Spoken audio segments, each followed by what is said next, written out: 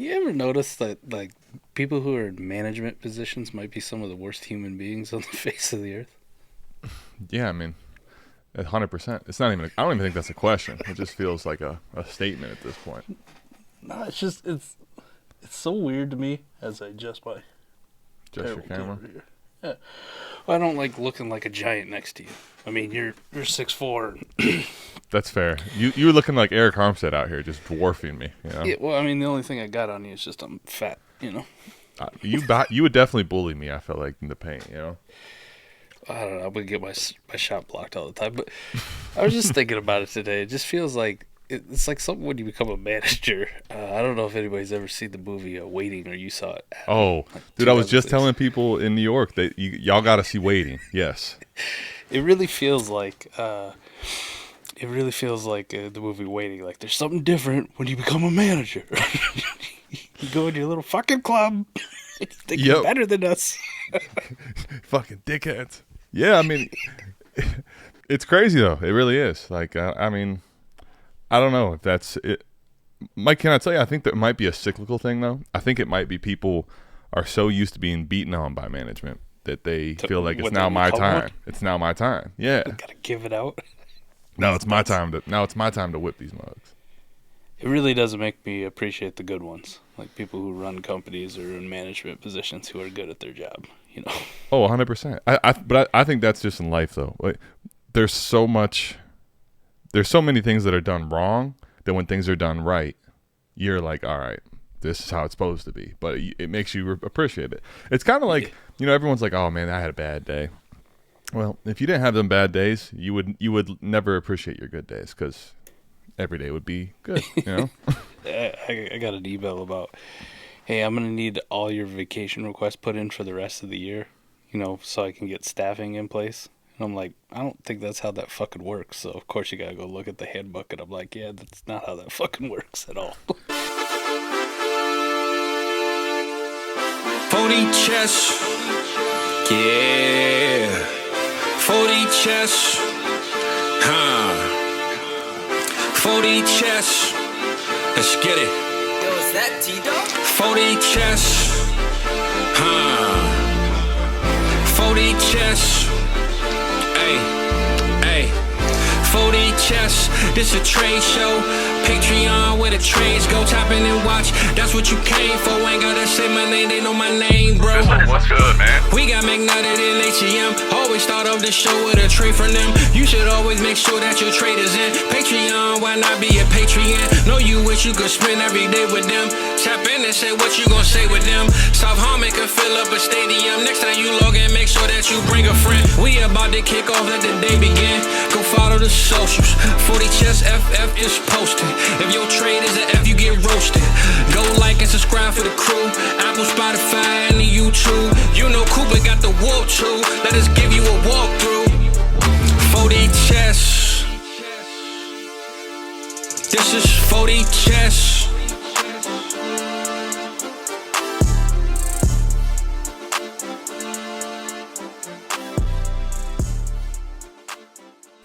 I made a spreadsheet. I don't know if that's good or bad when I start doing data.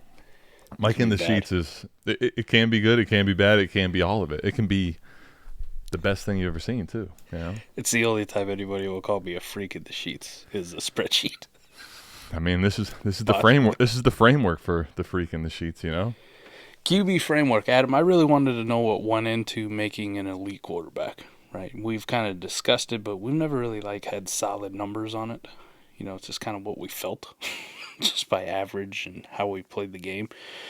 So I really wanted to dig into what goes into making an elite quarterback, and what's the difference between a pocket passer like Joe Burrow and a rushing guy like Lamar Jackson. Like what could separate them in an elite season?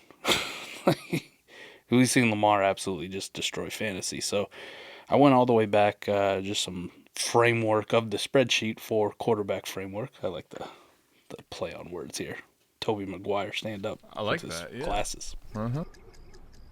Gretchen, stop trying to make fetch happen. It's not going to happen.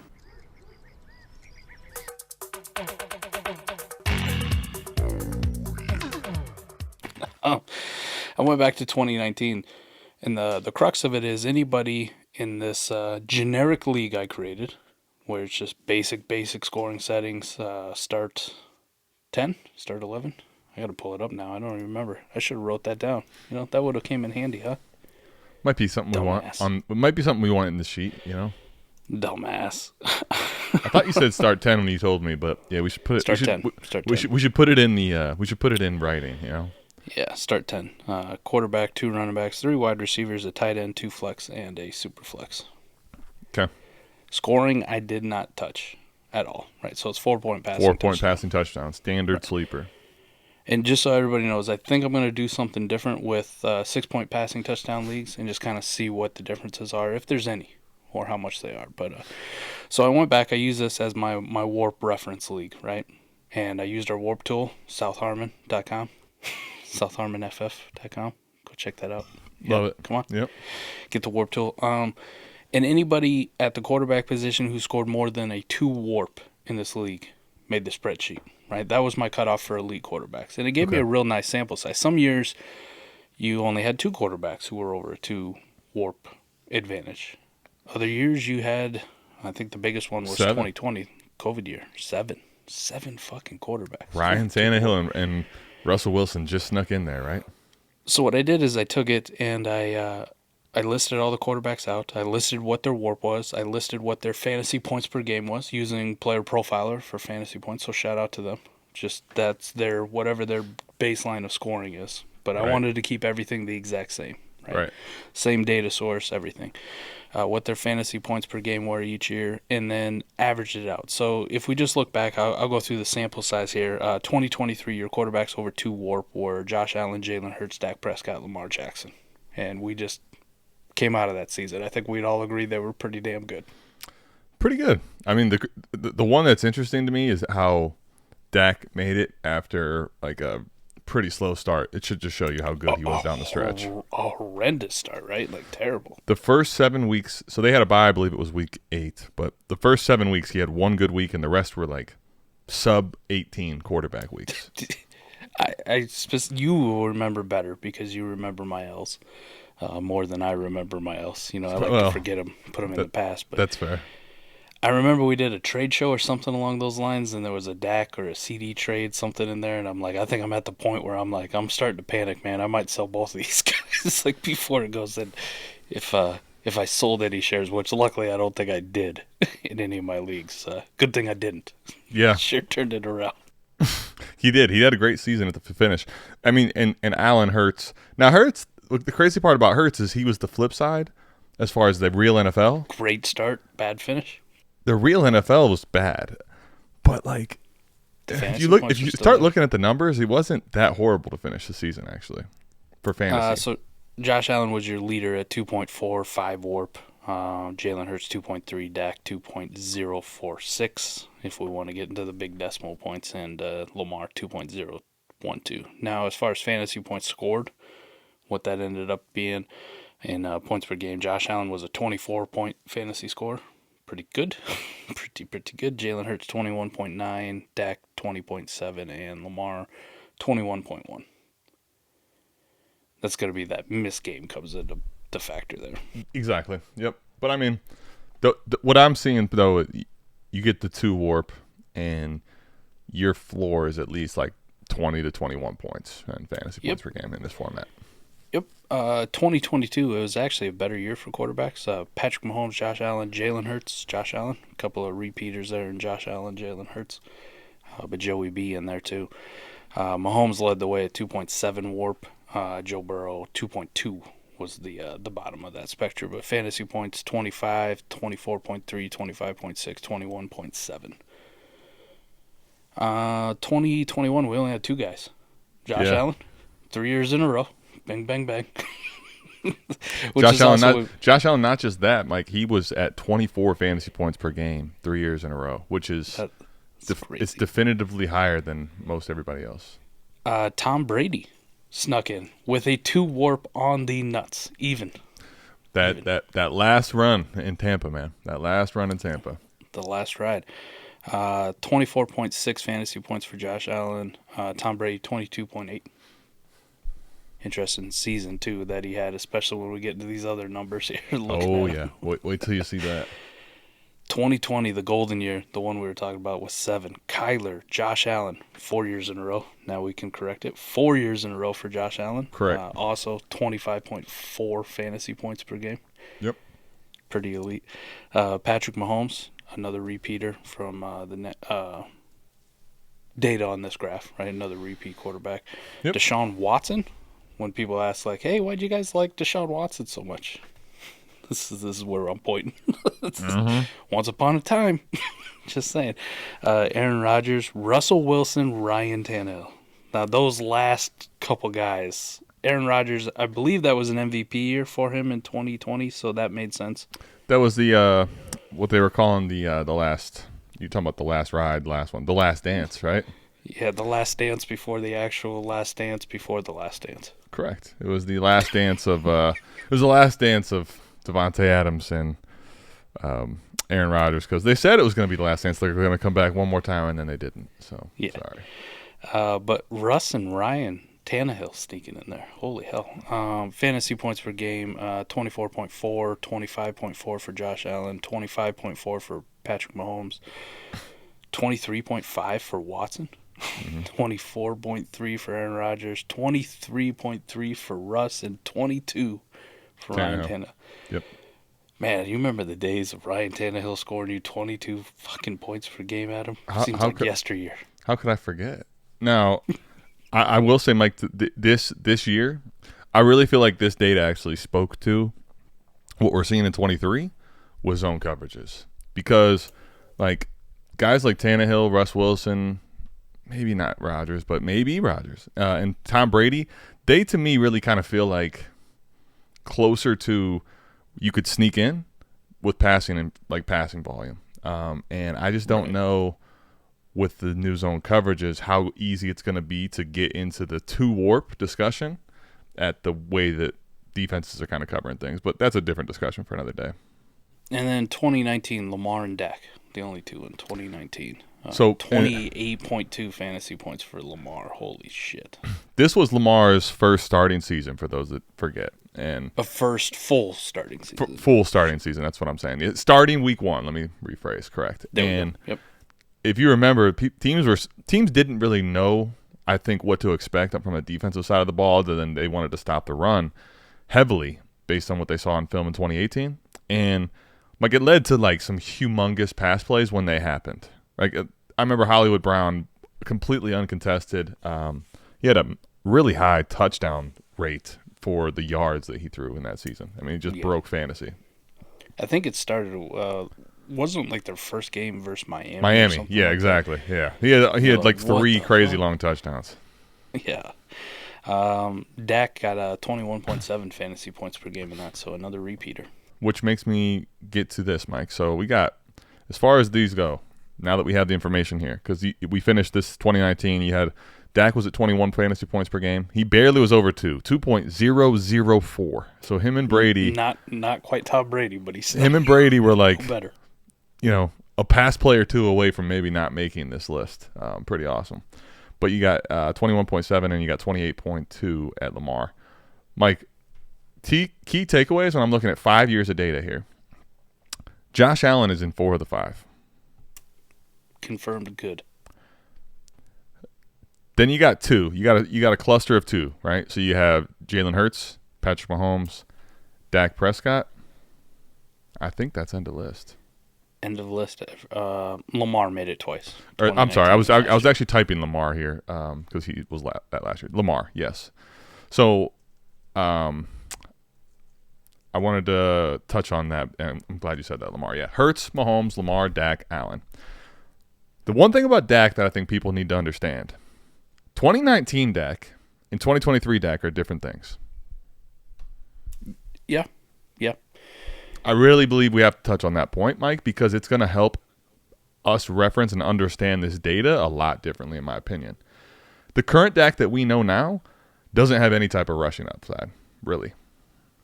It doesn't feel like it. He really doesn't, though. He doesn't run the ball.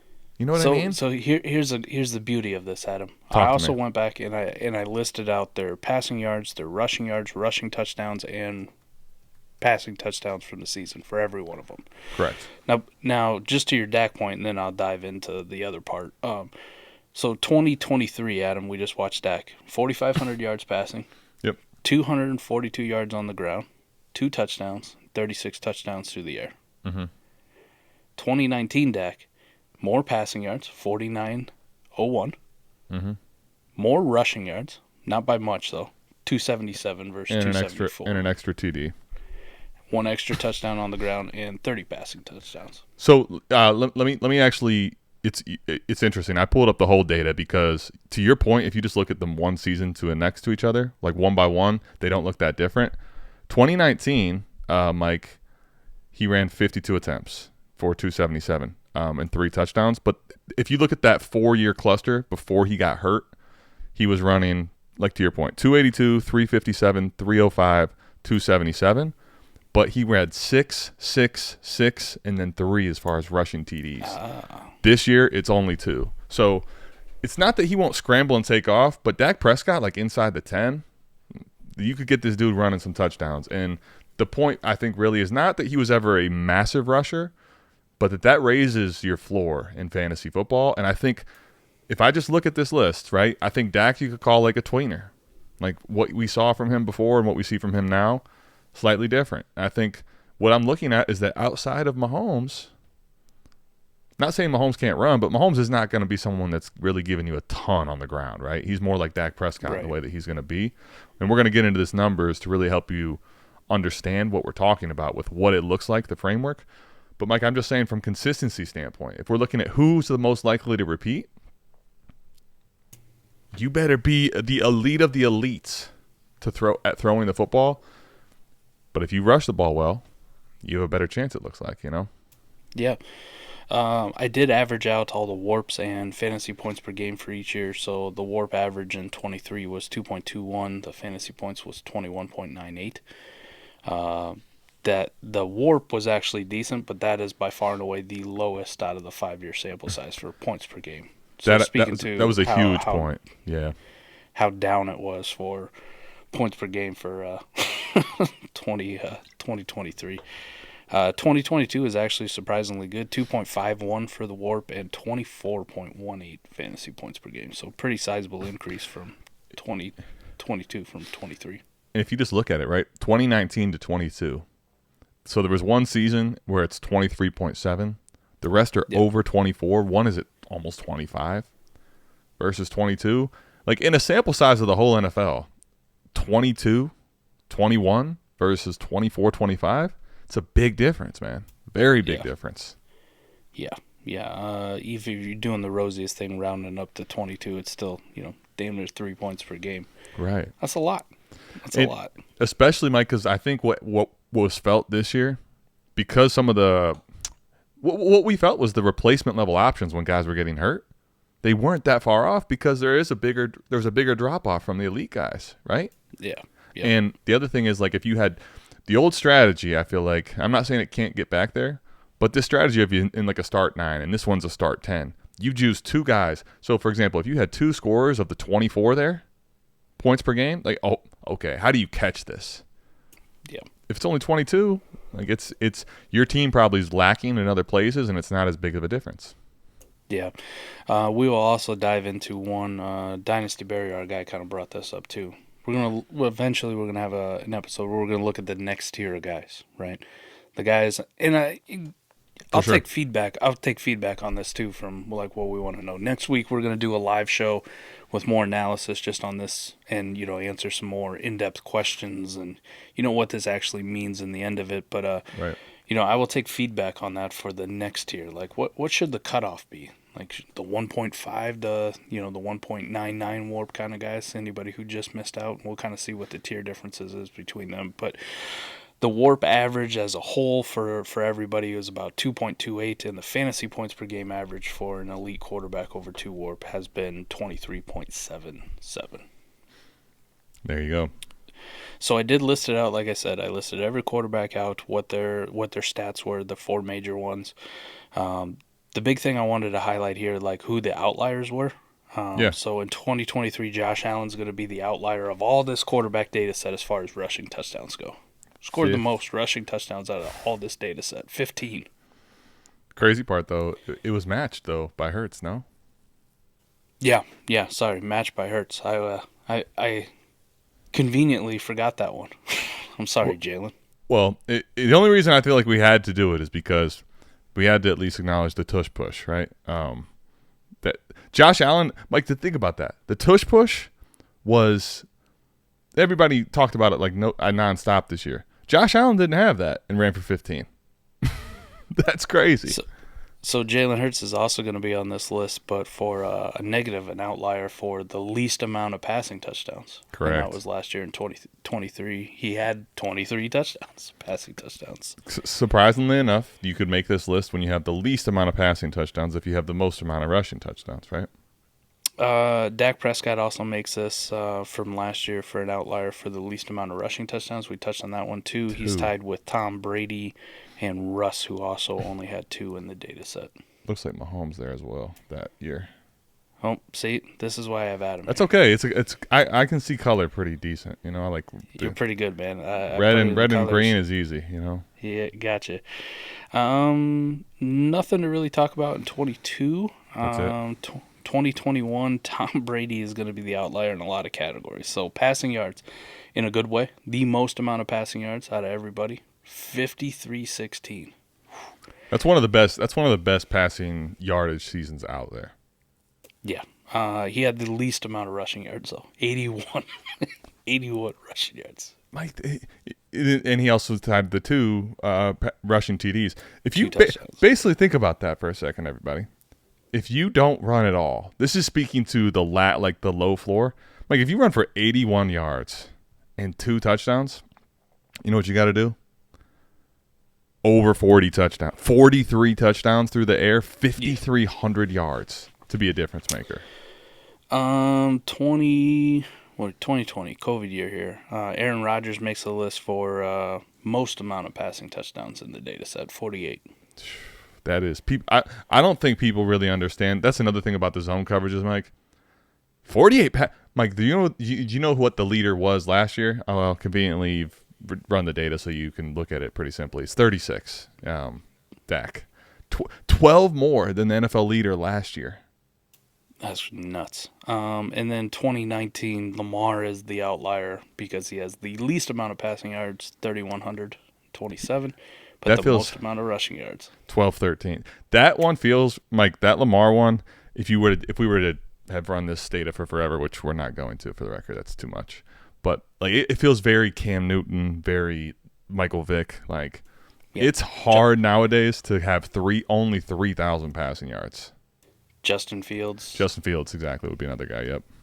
2022. Yep. Which, by the way, 22 in that great season, he didn't quite make the 2 warp list, which was interesting. Yeah, because, again, that's probably speaks to the anomaly that Dak was, right? Justin Fields also, like Dak in 22 for Justin Fields, started horribly, right? Yes. By like week 5, the panic was, he's terrible, sell him. He, you know what it probably was, Mike, to your point, I think his floor was lower those weeks than Dak's probably was those early weeks. Really bad. Yeah, probably really, really bad. So I averaged out all the stats, right? The entire data set. So this gives you kind of an idea of what, like, if you were to build a quarterback in the lab and tell him I want to be an elite quarterback who's going to give me more than 2 warp. And as we see, there's not a quarterback on here who's giving you more than 2 warp that's scoring less than 20 fantasy points per game, right? They're hitting 20, at least. Minimum. And could be all the way up. I think there's only one points per game. There was only one that didn't hit 21, by the way, Mike. Dak last year was 20.7. Most of these guys give you 21 fantasy points a game. Or more. Yep. I told you the fantasy points average for the entire data set is 23.77. So yeah, that's the crazy. average. Mm-hmm. But if you're to build a quarterback in the lab, right, to hit this 2 warp, 23.77 fantasy points per game, right? Yeah. You got to have 4,332 passing yards, which is a sizable number. You need to throw 33.39 touchdown passes. But here's the kicker for me, Adam. You need to run for 505 yards and at least 6 touchdowns. Correct. And, Mike, I think that's why this is in a lab, because that rushing number, if you don't really look at this information that much, like if you haven't gone through and seen what really is a running quarterback and what isn't, like these are running quarterback numbers. Running quarterback numbers. Those are running quarterback numbers. And I think that's what speaks to the floor is like you probably could have a runner going to like 700 rushing yards or 8 touchdowns or 12 touchdowns changes out the data set, and it's easier to get there with rushing. When you take that rushing out, you got to go Brady, man. 5,343 touchdowns. Like, that's the thing about it, is because it feels like there's very much two styles of quarterbacks right now. Like, we have yet to see a quarterback truly be this lab player. I think you could argue Dak before the injury was the closest that you saw. Right. So I was intrigued because the number was so high. I was like, Yeah. holy shit, like this is even more than I thought it was going to be.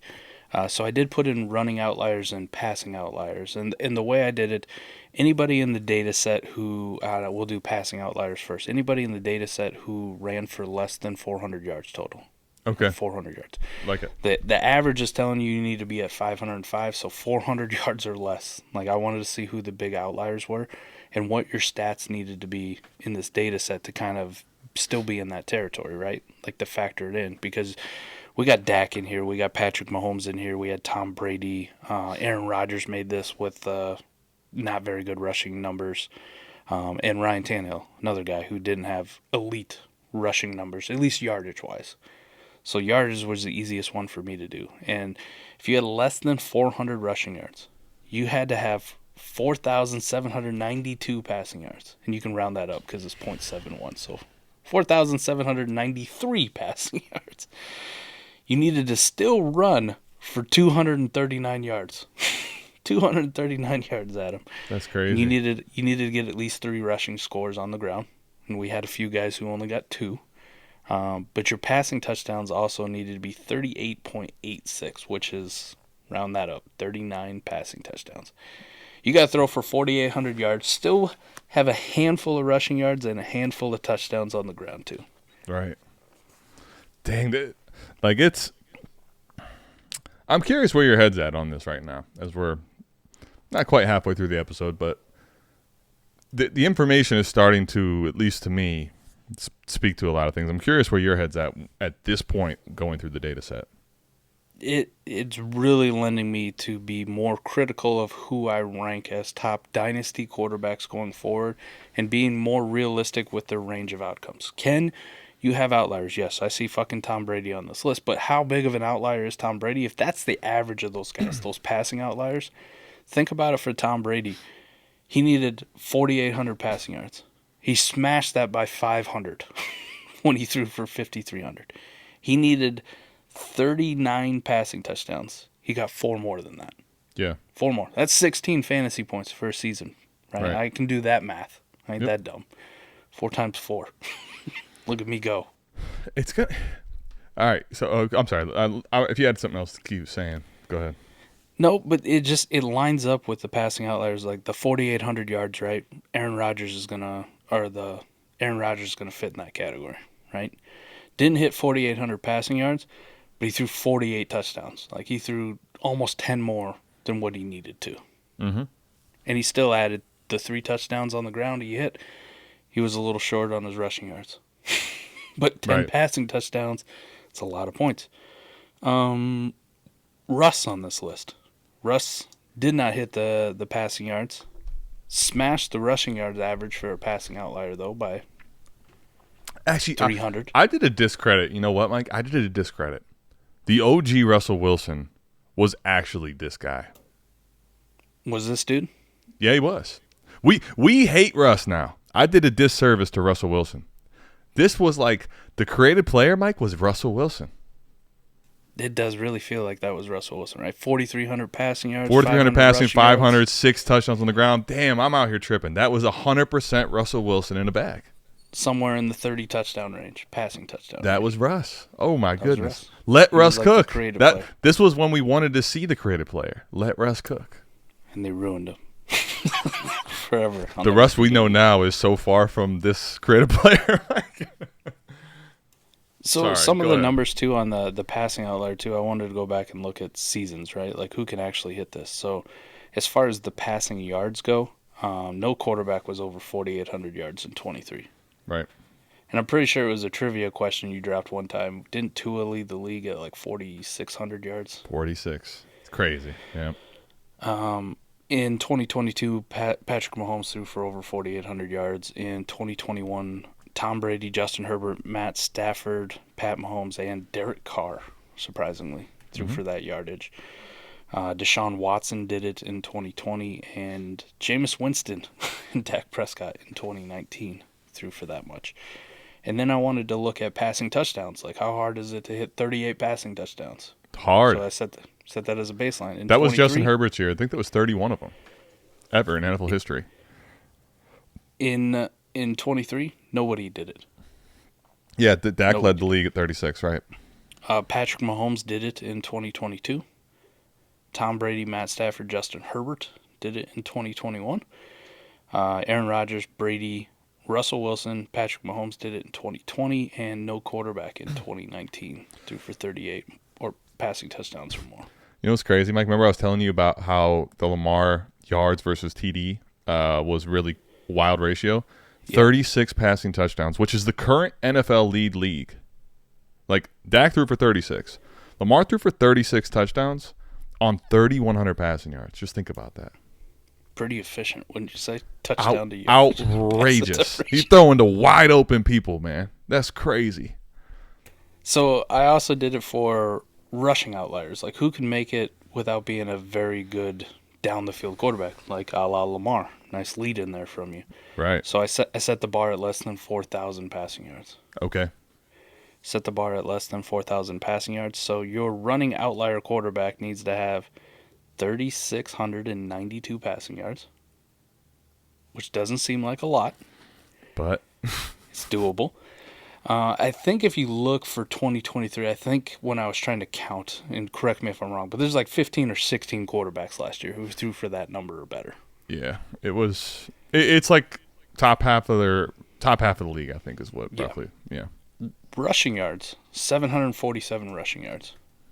So you don't have to be Lamar and go over a K, or you don't have to be Justin Fields and go over 1,000. Yeah, I mean 700 yards. I think though, I'd be curious, Mike. Who besides Lamar, who ran for over 747 last year? Ooh. I bet you it's not that many. No, because Jalen Hurts was only at like 605 to be exact. Yeah, Allen was 524. I think the yardage. No, this is not bad. This is correct. I'm just saying that like Lamar. My point is running for 747 is like that's a rusher. The thing is, these guys that end up getting really high, they can destroy that rushing TD number. You get to 15 rushing touchdowns and. Right. The rushing TD number right now, the average for the outlier quarterbacks is 9.67. Yep. You can hit that. Your passing touchdowns only needs to be 27.33. Now, I say only 27 when we have guys like Kenny Pickett who, can't get to like 12. Yeah, I felt like 10 was a tough one for him, I smashed the fucking over on that last year for Underdog, too, on the early season prop bets, leading into the season. I was so sure about it because the line was like 16 or something. I'm like, this is fucking abysmal. This is man. ridiculous. Stop trying, Kenny Pickett. He's going to have to be fucking terrible to not hit 16 passing touchdowns. And guess what? He was terrible. he was fucking terrible. He was terrible.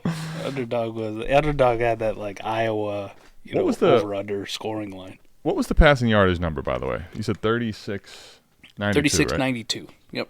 Okay. So, yeah, Jalen Hurts was 38. I'll count those up real quick while you keep going.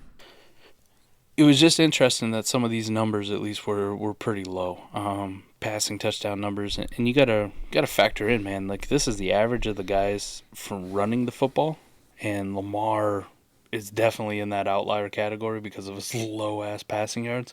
Mm-hmm. But he had a ridiculous high number of passing touchdowns. Right, 36 was nuts. Yeah, Nutso. it doesn't. You don't throw 36 passing touchdowns with 31-27. Mike, to give you a more realistic number, This year, Lamar throws for 3678 and has 24 passing touchdowns. So I'm just looking at any quarterback who had less than 4,000 passing yards. So Jalen Hurts last year. Kyler Murray as well. So you got, Jalen Hurts last year. You got Jalen Hurts 2 years ago. You've got Josh Allen 3 years ago. I'm sorry, no. I'm sorry. That's not correct. Kyler Murray in 2020. And Ryan Tannehill. Ryan Tannehill in 2020. Imagine. We thought Ryan Tannehill was him, man, because he had 7 rushing TDs. He had 33 through the air, man. That's pretty good. But I would have had a hard time thinking he ran for 7 touchdowns. That's pretty impressive. I guess it is interesting how the average works out, right? Because Lamar definitely in that category, 31, 27 passing yards, but 36 passing touchdowns. Jalen Hurts this past year in that category, but he's the outlier in passing touchdowns because his is so low at 23. Funny how that average works out, right? Because Kyler hit it, but he went at 26. Ryan Tannehill made that sample size too, but he was at 33 passing touchdowns. Let's go through right quick and actually, Mike, let's do this. The running, I'm going to tally these up. So passing yards under was how many? We had for the running quarterback, like who can hit 3,600 passing yards? Like which one of the guys that made this data set was under 3,600 yards? Under 3,600 yards. Nobody was under 3,600. Or 3,692, I meant. So it was Lamar. Lamar's twice, the only person, correct? Yep. Okay. Lamar's going to be that dude. Yep, okay. Twice, yep. And I just found another error on the nice. Look at me go. Jalen Hurts last year actually wasn't the outlier for passing touchdowns. Jalen Hurts in 22 is the outlier because he only threw 22 passing touchdowns. Wow, okay. Look at me go. Good. It's all right. Nailed it. Found it. Updated. Better. Yeah, Lamar's the one skewing the passing yard sample. Everybody else is hitting that mark, even in the running outliers. Lamar's the dude who's like, nah, What's crazy about that too, Mike, is moving on from Greg Roman. Remember, what was the name we said how many times going into last year? Fucking Todd Monken. Todd Monken. Mike, Todd Monken offense gets Lamar to 36.78. Still below the running outlier number. Still didn't matter. That's Todd Monken. With first round drafted Rashad Bateman, first round drafted Zay Flowers. Like, okay, interesting. I was curious if you when you keep going through. I have a couple points that I think are going to be pretty interesting. So the biggest takeaway from doing the whole data, at least for me, is that it's extremely hard if you're not a running quarterback who is a threat for well over 400 rushing yards. Right. Like what? I mean, you don't have to be a 500-yard guy, so I'm not going to put the cap there. But just think about like the data set of the passing outliers who are in there, and I'm just putting it at 400. Like anybody less than 400, you got to be over 400. You probably got to be over 400 by a good stretch in order to be considered an elite dynasty quarterback. Like that dude that you're taking in the top 4 of a startup. No questions. If, ands, or buts. And when somebody comes to you with a trade, it's like, we starting at 3 first plus. Like, this is where we're starting, okay?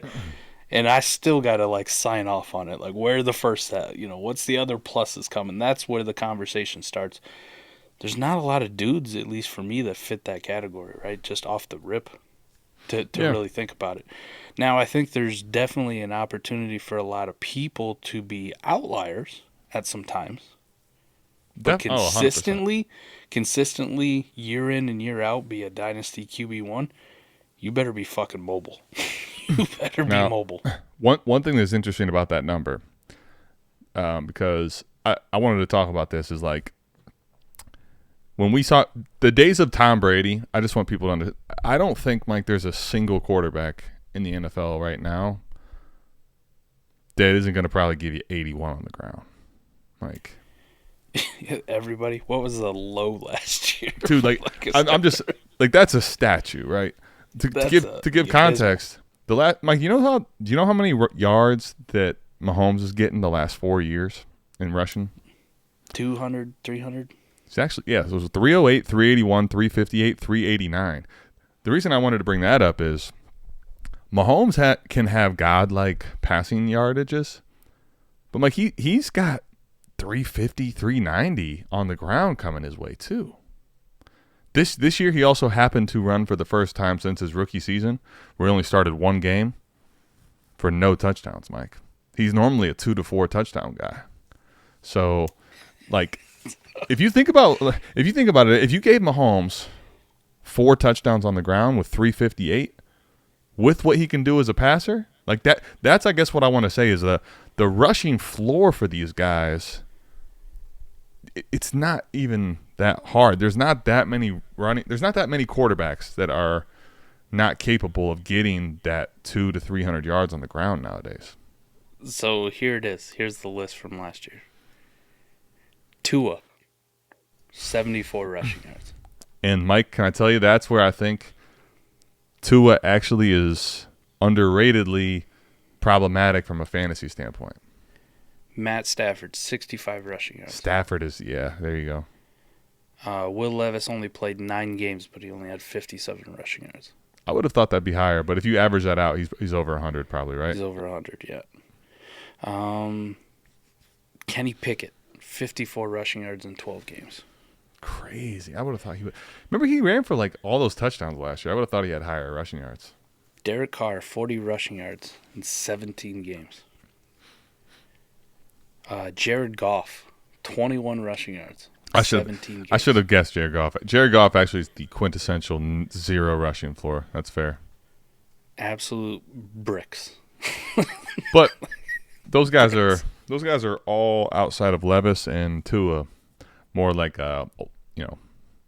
back in the day draft picks, so to speak. Like they're back in the old school 8 years or more ago, right? Draft picks. So if you think about it for this class, like coming in, right? Caleb's got some mobility. Drake May has mobility. J.J. McCarthy definitely has mobility. And for sure. Fucking Jaden Daniels sure as hell does. Jaden Daniels would be, but I think, Mike, the way you had it there is perfect because those 3 have mobility. Jaden Daniels has running outlier. Yes. And I think that's where 3,700 yards, but I could still finish as an elite quarterback. I think that's what we have to start discussing and making terminology almost like universally understanding. There's a difference between mobilities. It has to happen, otherwise you don't have a ceiling. That's crazy, man. You have to have mobility to have a ceiling at all. Like all these guys have mobility to get to elite rushing where you don't throw the ball well. You have to be a running outlier quarterback, and that's where you get excited for A-Rich. That's where you get excited for Lamar. That's where you got excited for Fields. He didn't actually hit it, Mike. And then the problem with them, the inherent problem with those type of quarterbacks is what though? When you get to running outliers, can they keep a fucking job? Can they not get injured? Can they stay? Can they sustain the rushing workload? Kyler Murray, right, got hurt. Can they handle that type of rushing in the NFL? Can they keep a job? Are they good at football? Now, when you're a brand new rookie, it took Fields. Fields wasn't good, and he got what, 3 years? Yep. So you'll get that, but again, keeping that job, even with high-end draft capital, is probably where it's more problematic. So it's a little tougher, right? The one thing the reason I wanted to mention all that, man, I'm curious where you stand on certain quarterbacks now looking at this, because I'm having like flashback second thoughts on certain players in fantasy right now that are very controversial, let's say. Yeah. Let's dive into it, and then we'll get some questions, right? Some follow-ups next week when we go live. And if you had anything more in depth, there's a few other things I want to talk about. We'll save rookies for that because rookie drafts are coming up. Yep. Unless you're a degen like me and you've done half of your rookie drafts already. Too late. I wish I would have fucking had this though before. Let's stick with the NFL guys, right? All right. Apparently, Keep Trade Cut corrected themselves. CJ Stroud was only QB1 for a moment. As of right now, he is QB3. Okay. It happened briefly. It was a fleeting moment. It's Mahomes, Josh Allen, CJ Stroud right now. They're all in a tier. It'll come back. Don't worry, Mike. All right, Patrick Mahomes. Let's start with him. Yeah. Instant analysis based off of this and what you know, what we've seen, what we discussed. Any doubts about Patrick Mahomes being a top 3 tier 1 quarterback in Dynasty?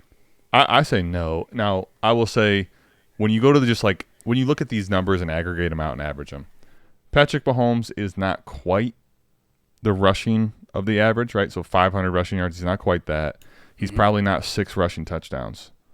But he's proven with how good he is as a thrower that he can offset that with passing yardage average and also with touchdown average of 33 and 43. Like, he's going to probably get that in his worst of seasons. So I think he still does. And also, Mike, the thing is, his rushing floor, I think, is better than most people probably realize. Rushing for 300 to 400 yards, right? 300 to 400, and he's probably going to get 4 or 5 touchdowns. Exactly. So if you just say, all right, even in his worst year, he's probably going to give you 2 rushing touchdowns and he's going to give you 400 rushing yards. He's got to offset passing by 100 rushing yards, right? So it's just not that much that he has to do because he's such an elite passer, right? So yep. I think he's probably the rare one that is not on the running outlier side of things that I still feel like, yeah, this guy's still elite, though. You know what I mean? Still good. Yep, yeah. Still good. Yep. Josh Allen. This is an easy one, I mean, I would say. It's just... dude's been on this fucking list 4 times. For people that don't really understand it, though, like, I don't think people also understand... No, he hasn't just been on this list 4 times. Now, I will be interested to see, because the one year he started where he didn't have Diggs was the year he missed the list. So I'll be curious to see where the floor falls to, if it can fall, if it does fall. But for 4 years in a row, this guy has been 25 points, 24 points, 24 points, and this year in one of the lowest years in quarterback for a while, 24 fantasy points. Mike, he's beating the fantasy points per game average of the elite quarterbacks by himself the last 5 years.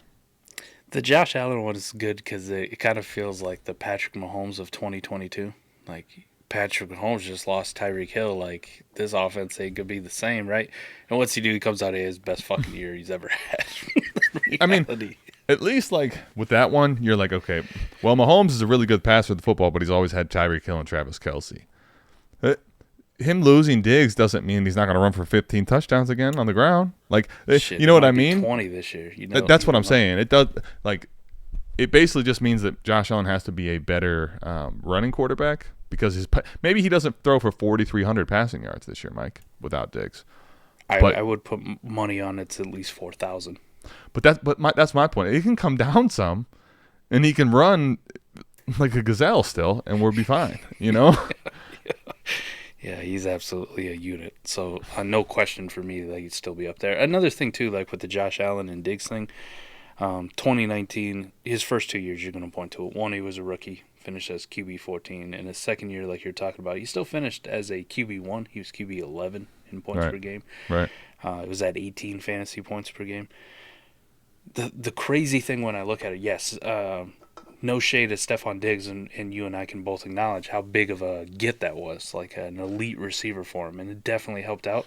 Sure. But the other thing, like people, I don't know if we forgot, like it was a big deal at the time, going from year 2 to year 3, how much he improved as a passer, and you can actually quantify that. His second year there, the one that you talked about where he's outside this list in 2019, 58.8 completion percentage, which in the NFL is like fucking abysmal. But that's what I'm saying though. Like, we haven't actually seen him be that elite passer that he is without having a guy. Diggs used to be. He's not currently. He used to be the guy that would just get open, like Deontay type. You know, like he's open. Like that. That's the only thing is we haven't seen that.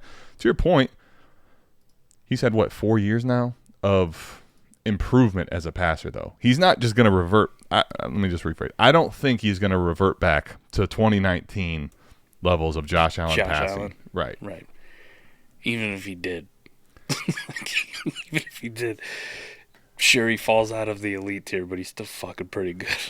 That's what I'm saying. I think with Josh Allen we're a little bit too aggressive on it, but I think there's definitely a case to be made that he's not as efficient as a passer, that he's, not quite as a 4,300 to your point. Maybe he comes down to 4K.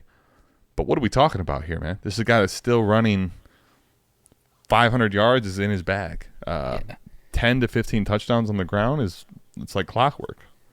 All right, well, let's get to the man of the hour. You've had time to digest this since the aforementioned Stephon Diggs is not in Buffalo with Josh Allen. He is now in Houston with CJ Stroud.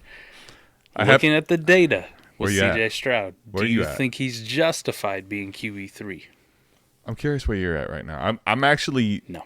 You don't think so? All right. I got a couple takeaways here. I still lean no. The one thing when I look, right, so we have a 15-game sample size. It's almost a full season, realistically. He ran for Mike for 169, I believe, was what I was looking at. 167 and now 3 touchdowns. So he hit that part of the data set. Yep. For sure. I here's where I'm at with him. Is this Mike? Because I think C.J. Stroud showed me versus Georgia that he could run when he wants to. Like, could he end up being a Patrick Mahomes 300 type runner? I think he probably could. Yep. So the big thing then is like 2 things. What do we think of his passing yardages last year? And 23 touchdowns, I feel like that's a number that can come up too, right?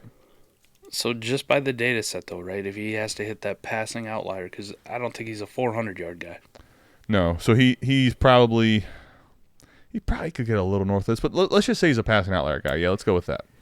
He's got to hit 4,800 passing yards. So with 38 touchdowns.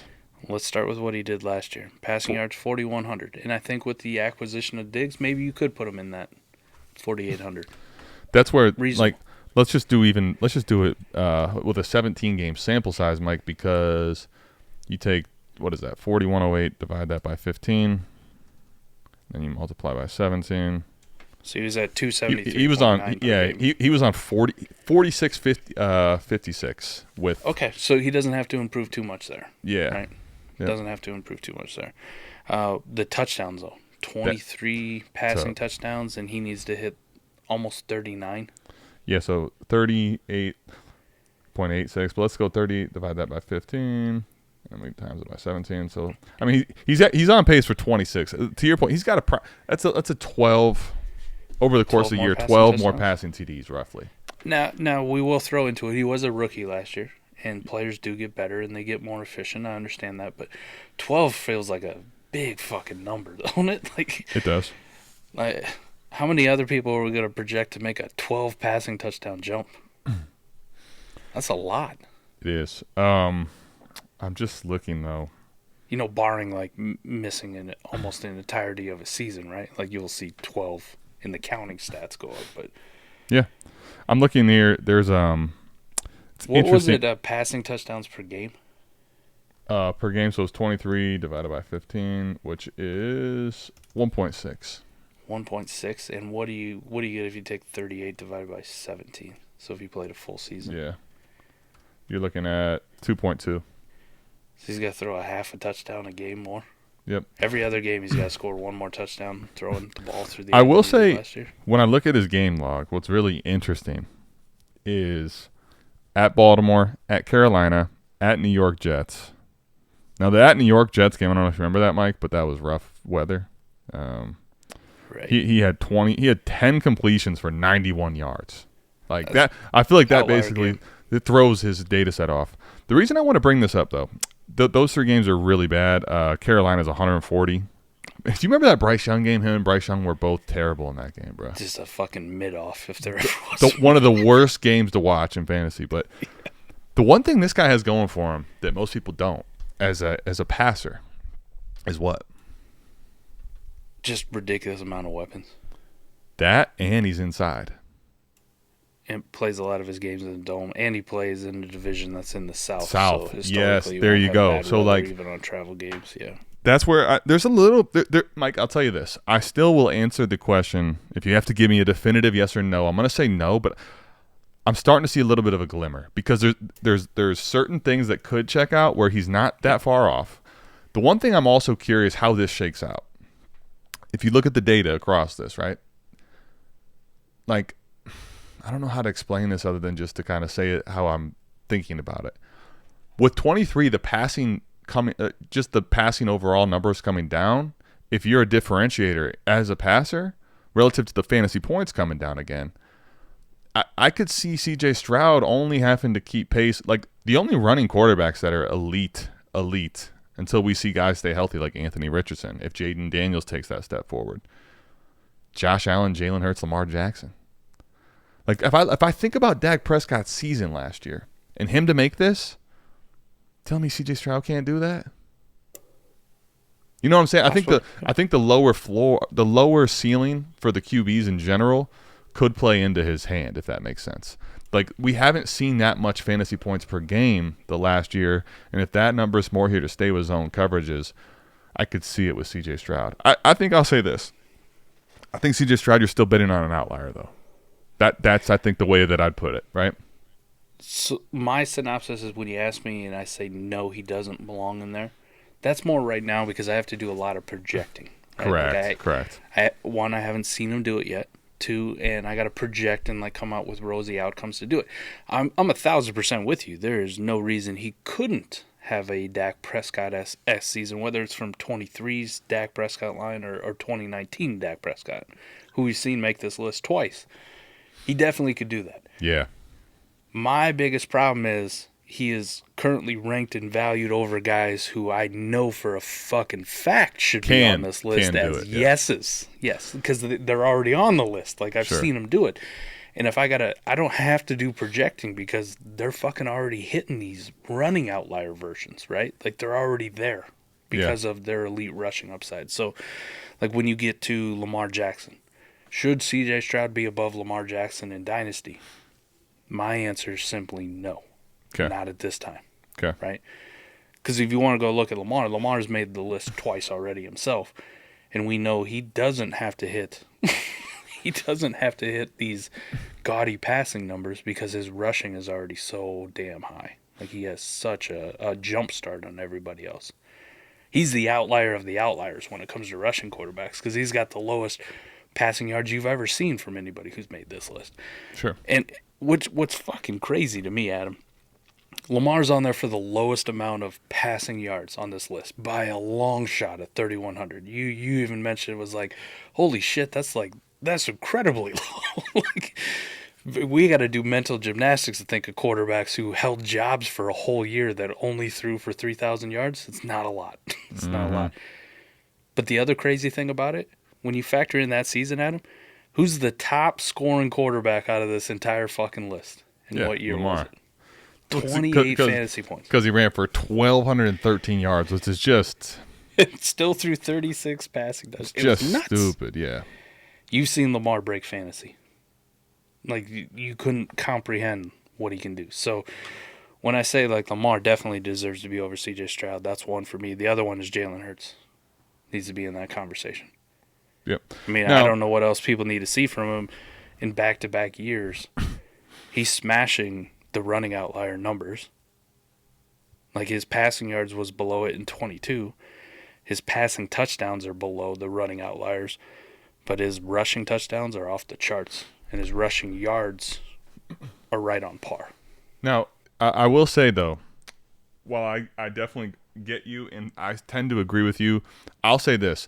I think Hurts, to me, is the most interesting one, because to me it's hard to see Hurts not ahead when I look at the fact that Jalen Hurts, the last 2 years, the floor for him was this year, 22, I think. And I look at 2022 season now. Okay, 22 points per game. Let me just rephrase if you're not looking at the data. Yeah. This year, he had 22 fantasy points per game.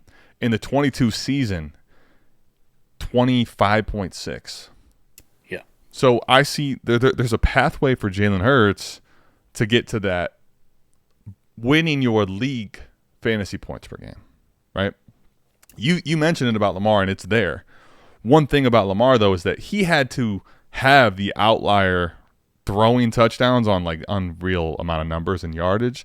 This year, I think with Lamar, you see, again, 21. So I think Lamar at his floor isn't necessarily safe as we want to say. But one thing for sure is Lamar can break fantasy still. I think Lamar's ceiling, Jalen Hurts' ceiling, both is probably higher than C.J. Stroud's. Like it just checks out in the numbers with what we've seen. The other thing is with Jalen Hurts, if you're that bad, if you think he's that bad, we just saw his floor, which look at Dak Prescott this year. Let's say C.J. Stroud's like a Dak Prescott. He's very efficient as a passer. That's Jalen Hurts' floor might be what C.J. Stroud's ceiling could be, realistically. That's where Jalen Hurts, to me, I think, should be ahead. Lamar Jackson, if you're worried that because he's so dependent on this rushing floor and he's getting older or whatever, I'm not going to rank it that way. I could see someone looking at this data and going that route because they think C.J. Stroud's safer long term. But, Mike, I have a hard time, I think, with Jalen Hurts. I have the hardest time with Jalen Hurts' dynasty value, I guess, of all the quarterbacks currently, given what I've seen out of him the last 2 seasons. I guess that's what I'm trying to say overall in general with this. Another argument I've heard about Jalen Hurts is the tush push. No Kelsey. What if that goes away? Here's the thing. When did people start hearing about the tush push? When did that become a thing? I mean, it really took off last year, like being the big time talking point. But right, but we started to see it in 2022, didn't we? I was going to say 22 was when it was started. 23 it became the thing, right? Go back and look at Jalen Hurts' numbers from 2021. No tush push. They didn't run it. Wasn't a thing. 10 rushing touchdowns, 782 rushing yards, 21.4 fantasy points per game. Now, he didn't make this data set, but I bet when we go to the next group, right, when we look at it, in 2021 season, he's right fucking there. Like, he might be 1.9. Yeah, well, I mean, that's where, like, the tush push, for example. Now, you had a great center. You had obviously the offensive line made it like where it didn't require what seemed like it seemingly didn't require a lot of extras. But I just want people to understand that Jalen Hurts, the reason partly the tush push starts to get implemented is because it's like, okay, we also got that dude behind Kelsey. We got a quarterback who squats 600 fucking pounds. We're not doing this with Phillip Rivers of the old, right? This is like part of the reason. Do you remember early in the season with Arizona, right? Not Shane Starkin, Jonathan Gannon coming from Philly. There you go. The defense coordinator goes there. The fucking Cardinals are trying to run the tush push with Clayton Tune, man. Do you remember that early part of the season? Yes. They scrapped that shit pretty quick too. We're like, that was good. That maybe isn't. That it's maybe not that. He maybe ain't him. Like it's part of the reason you start doing things like that is because it's like, all right. Now I think what ended up happening, Mike, is that made a lot of sense because you did have a great O-line. You had a guy that could implement it at the line, but behind you've got this stallion. If they don't have Jalen Hurts, if it's still Carson Wentz or Nick Foles, are they even running the tush push? Like it probably doesn't even become something that they try to make their primary play down there.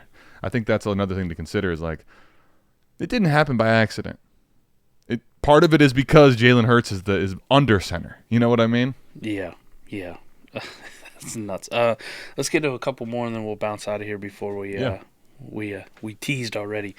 But next week, live 4D Chess. So if you want to tap in for that, if you're a Patreon, mind you, it's going to be a Patreon show, the live one. The re-recording will still come out normal on Friday, just like always. But If you're a Patreon and you're interested, you got some questions, hit us up. Or if you're listening to the show, hit us up on Twitter or something too if you got an in-depth question or something you'd like us to look at for future episodes regarding this. All right, Joe Burrow.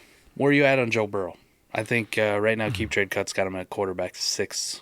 Kind of feels right. I feel like him and C.J. Stroud are in that conversation, and I don't really care who you...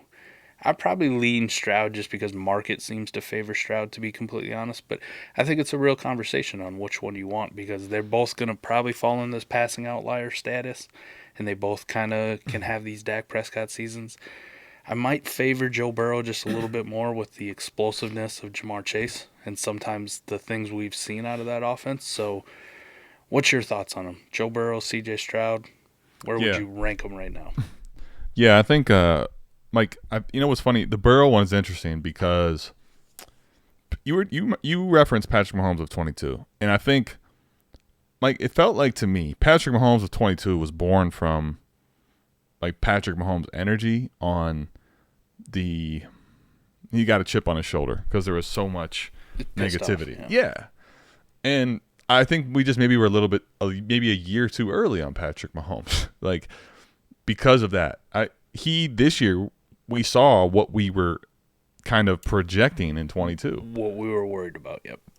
And so the reason I think that's relevant is Joe Burrow, Mike, if they lose T. Higgins, he's still got Jamar Chase, but I think if they're down T and they're down Tyler Boyd, and let's say another rookie they draft one comes in, right? Whoever that's going to be. Brian Thomas, I know, has been mocked there tons.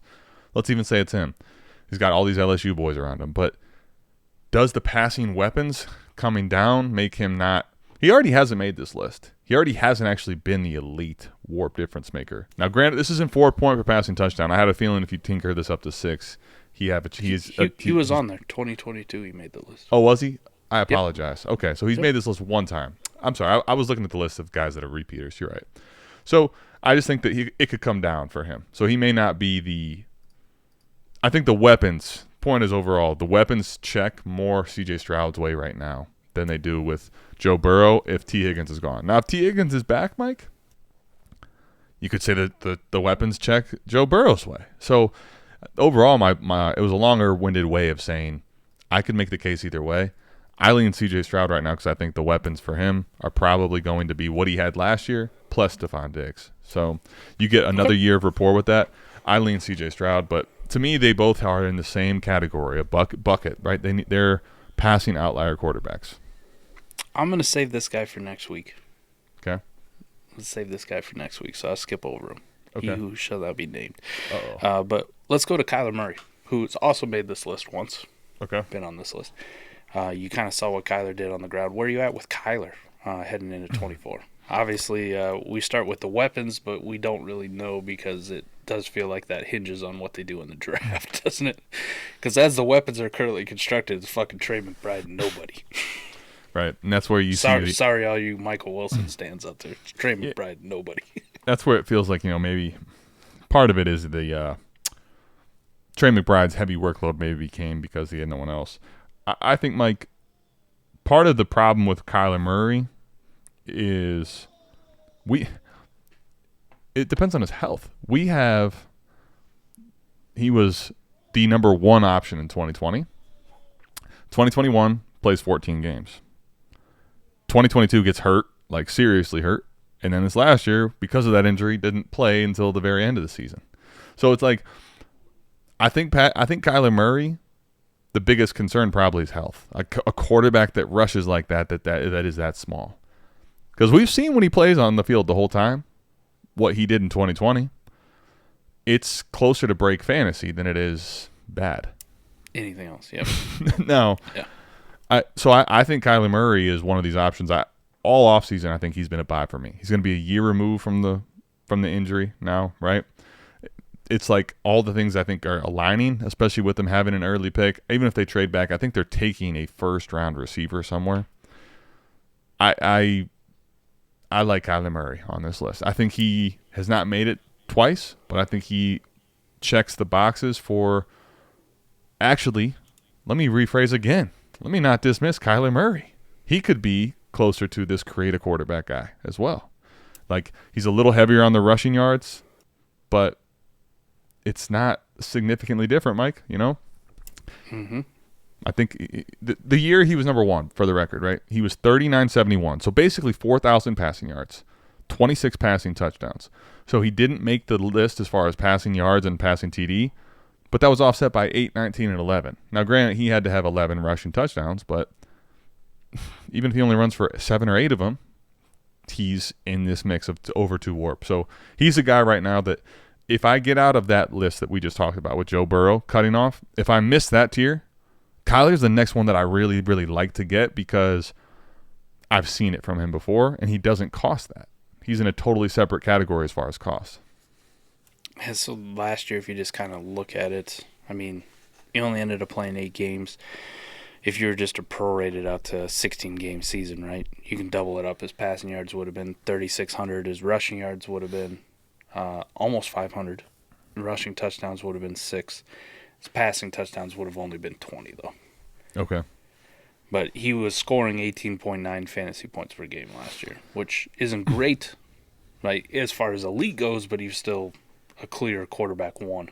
Sure. And I think when we get to the next part of the list, Mike, the running quarterback, I think what'll be interesting to see. I don't want to speak, like, get the cart in front of the horse, so to speak, but I think what's interesting about these rushers is if they don't actually break fantasy or they're not in the win your league category here, like Kyler feels like a guy that'll safely fall into the next tier that we'll get when we dive into that data.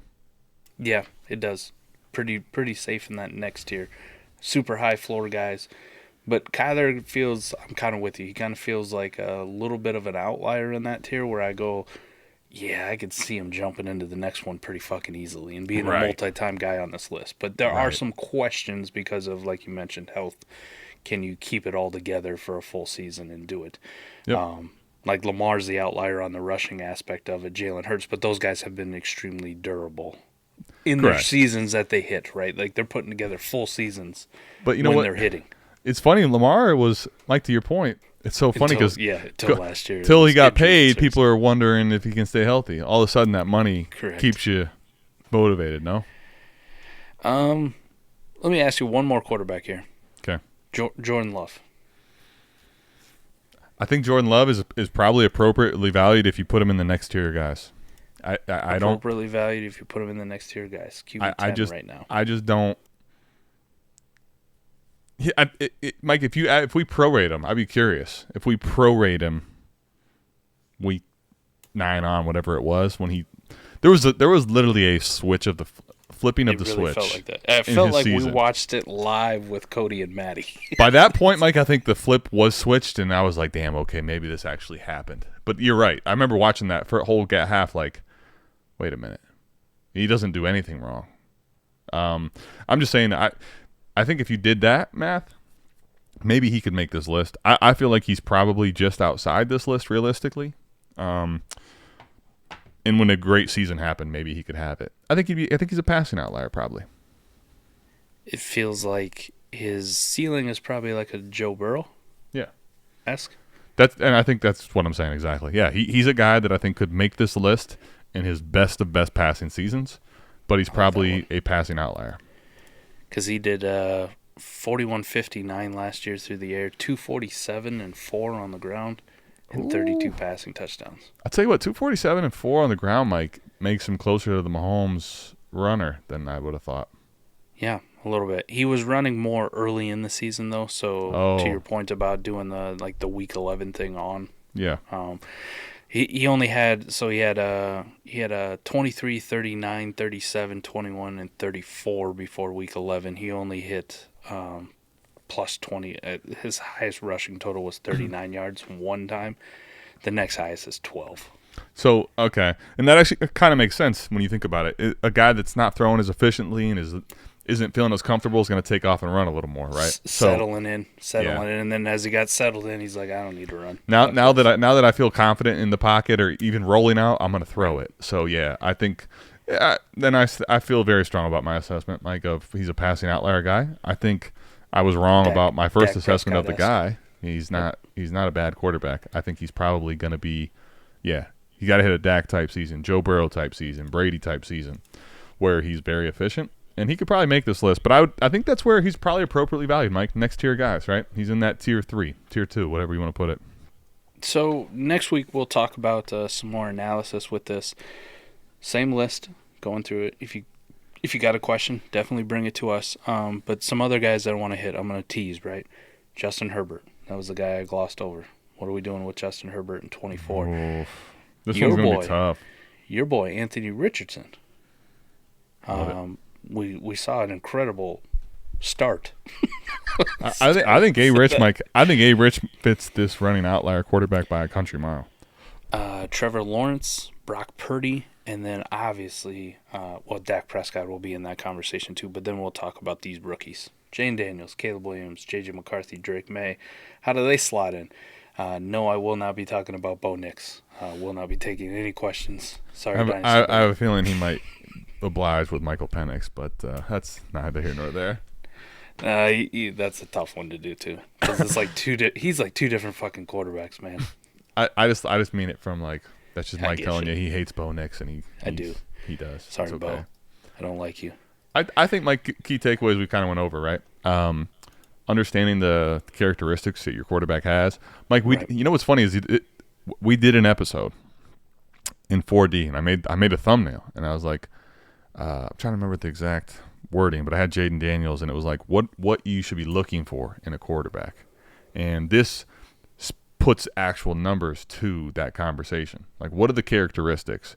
And when you look at the overall body of the quarterback that you're specifically talking about, in their offense, I think that's something that we'll get to next week with Justin Herbert. In their scheme, in their offense, what does that look like? And are you appropriately valuing like what they can actually produce for you? So Right. to me, I think key takeaways are running floor. Like if you're a true rusher of the football, if you stay healthy and you have the job, you're going to have a better chance, I think, to fall into the list we get into next time. But you can break fantasy. You can do it through the air, Mike, but you have to be, I think, even more of an outlier to do it through the air on a consistent basis. It really feels like it too. Once we get like the whole numbers into, and I go to that next tier of guys, I think the final thing is I just want to count up like who makes the list, who makes the data set, even that next tier guys. And what's the ratio of guys we would classify as runners with more than 400 rushing yards on the ground and guys that we would classify as strictly those pocket kind of guys. 100%. You know, may have some mobility, but they're not hitting 400 yards. And what's the breakdown? What's the ratio? And it'll tell you most likely for fantasy success, at least to hit that baseline tier. And we could do the same breakdown for these guys, but it's pretty easy because just looking at this list right off the bat, it's mostly fucking running quarterbacks who are on the elite of the elite. There's very few passing outliers. Very, very few passing outliers. Right. I do have a feeling, though, to the same point, Mike, like the running floor will probably keep those guys safely on the list with health. But the next tier is probably where the passers can much easier have a time getting to, you know? Getting into, right? Yes. They don't have to hit as high. Right, correct. Don't have to aim as high. But they don't. But that's the point of talking about which ones. Those guys still have to hit good passing numbers to be there, but they probably have a hard time winning you a league. They're gonna have to hit high-end projections of their numbers to win you a league. Hell yeah! This is a fun way of saying stop getting over your skis on Jared Goff. Yeah, he's a. It's probably not a good bet. He's a floor guy without the floor of rushing. So just remember, when your league mates are playing chess and drafting Jared Goff, play 4D chess. That'll do it for us. Make sure you're checking out our partners, Ultimate Autograph, signed, sh.it, signed shit. Go check that out. Use promo code Harmon15 for 15% off. We love y'all. We'll see y'all back here same time, same place next week for 4D Live for the patrons. Peace. Peace.